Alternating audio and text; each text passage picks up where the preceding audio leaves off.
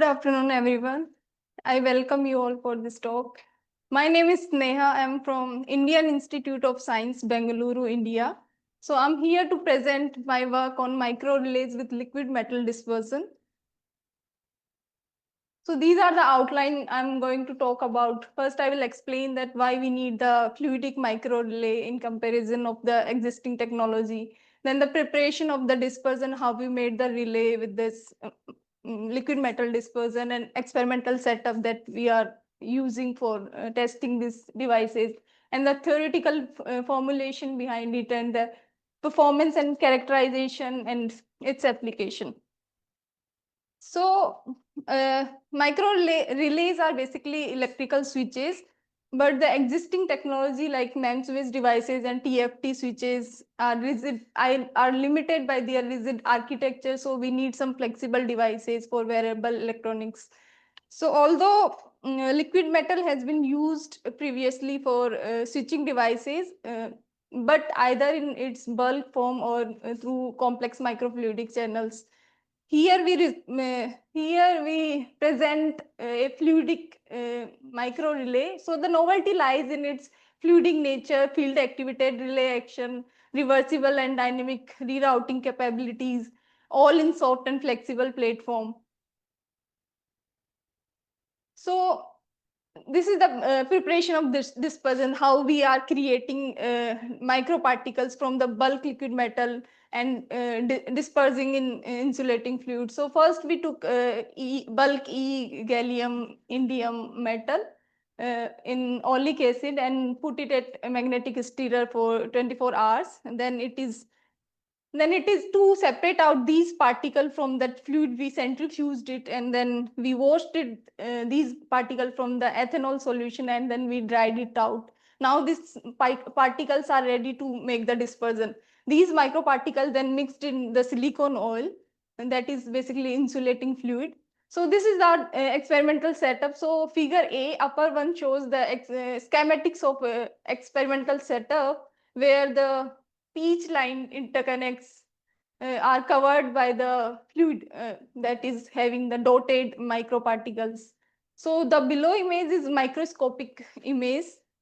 And when we activate these interconnect with the field, these particles polarize and align themselves according to the field lines, and hence bridging the gap across the open interconnects. So this is B figure represent the after making the relay, and this is the microscopic image of a setup where we can see the particle are bridging the gap. So this is the field lines across these interconnects when we apply the field. So now question arises that why these particles are aligning in presence of the field. So when we apply the field, then these microparticles get polarized. Now they are dipoles, and these dipoles are interacting with each other, and they feel dipole-dipole interaction forces. And this force is proportional to p square, that is the polarization, and inversely proportional to x to the power 4, and x naught is the distance between these two particles. But since these particles are dispersed in insulating fluid, so there will be an opposing force that will be because of the viscous drag force. So one force is attracting these particles together, and one force is opposing their motion. So when these two forces will balance, they will collapse. So when we equate these two forces, dipole-dipole attraction forces and viscous drag forces, we can calculate the turn-on time, that how much time it will take to bridge the gap. So this turn-on time depends on the viscosity, the permittivity of the fluid, and the distance between the particle, and that is, characterized by the number density of the particle in the fluid.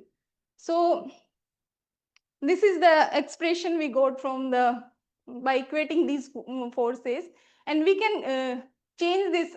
We can derive this turn-on time in terms of field and concentration. So we got that this turn-on time inversely proportional to C power n, and field to the power minus m. C is corresponding to the concentration of the microparticle, and E is the field, electric field. So we got the experimental value from our experimental studies. The n is equal to 4.8 and m is equal to 4.2. It should be, it should be proportional. Ideally, it should be proportional to electric field. Turn on should be 1 upon e to the power 2, but this is not an ideal system, and we just consider two forces. There should be one more force, that is because when we apply the field, the surface tension of this liquid metal also changes in response to the field. So this should be under consideration. So we are working on that. So this discrepancy is because of that, and many other forces. Other forces is also playing the role because this is real system. So to conclude, we can say that turn-on time is decreasing with the increase in concentration and applied field. And the same result we observe in our experimental study. Here we can see that when we go from 185 voltage to 150 voltage, the turn-on time is decreasing from 60 voltage to 22 voltage. And when we reduce the concentration from 19.2 mg per ml to 15.7 mg per ml, again the turn-on time is decreasing from 25 to 10 seconds. So one more thing we observe, that since after forming the bridge across the interconnects, it requires minimum critical voltage to hold that bridge. So when we reduce the voltage across the interconnect from 140 volt to 80 voltage, we can see the current is flowing through the interconnect, that is the 1 milliampere here. But when we go beyond 80 voltage, at 60 voltage, it is dropping down to 0. Here in the D figure we can see. So this is the critical voltage that is required to hold that bridge. Again, we characterized it for 2-step and 3-step voltage inputs, and we can see that it is following the same path of the input voltage. So we can conclude that it doesn't have any parasitic effect. It is exactly following the input paths. So we can say this is reversible and have reconfigurable nature and fluidic nature and near ideal characteristic this relay shows.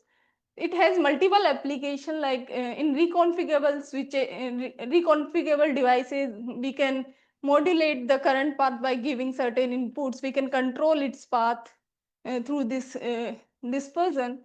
In wearable devices, its soft and flexible nature ensures its functionality under motion. So it is best fit for e-textile and body mounted sensors. It has a very important property that it can heal the bridge. Let's say some field deployed sensor broke down, there is a fault.